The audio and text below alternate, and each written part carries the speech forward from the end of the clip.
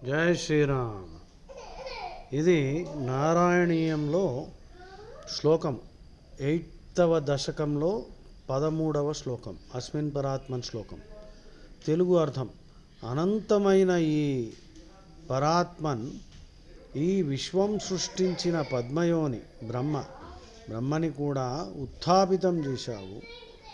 ఓ విష్ణు, ఓ కృష్ణ, గురువాయూరప్ప నిలయ, నన్ను పీడిస్తున్న అనేక రోగాలను నిరోధించు అని ఇది విష్ణువును ఆశ్రయించి రోగ నివారణ కోసం చేసే ప్రార్థన.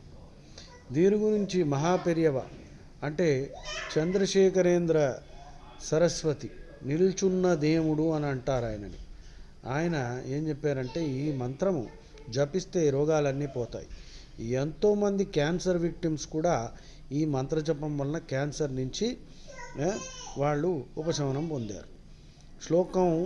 ఫస్ట్ శ్లోకం చదువుతున్నా చూడండి. ఈ ఏఐ ఎంత బాగా పనిచేస్తుందో చూడండి. ఏఐని మనం ఇలా వాడుకుంటే బెస్ట్. శ్లోకం: అస్మిన్ పరాత్మన్నను పద్మకల్పే త్వమిత్తముత్థాపిత పద్మయోని అనంత భూమా మమ రోగరాశిం నిరుంధి వాతాలయ వాస విష్ణో. దీని శ్లోకం భావం ఏంటి? ఈ శ్లోకం ఈ విశ్వాన్ని సృష్టించిన పద్మయోని బ్రహ్మని కూడా ఉత్థాపితం చేయగల అనంతమైన పరాత్మన్ అయిన విష్ణువును రోగాల నుండి రక్షించమని వేడుకుంటుందన్నమాట.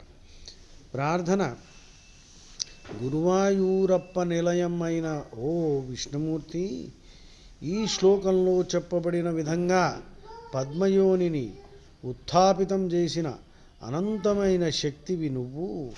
నన్ను పీడిస్తున్న రోగాలను నిరోధించు అని దీని అర్థం. అస్మిన్ పరాత్మన్నను పద్మకల్పే త్వమిత్తముత్థాపిత పద్మయోని అనంత భూమా మమ రోగరాశిం నిరుంధి వాతాలయ వాస విష్ణో.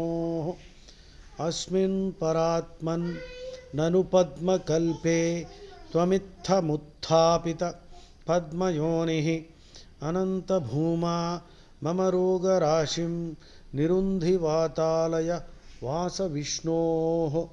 నేర్చుకోండి ప్లీజ్, చాంట్ ఆఫ్టర్ మీ. అస్మిన్ పరాత్మన్ నను పద్మకల్పే త్వమిత్తముత్థాపిత పద్మయోని అనంత భూమా మమ రోగరాశిం నిరుంధి వాతాలయ వాస విష్ణో. జై శ్రీరామ్.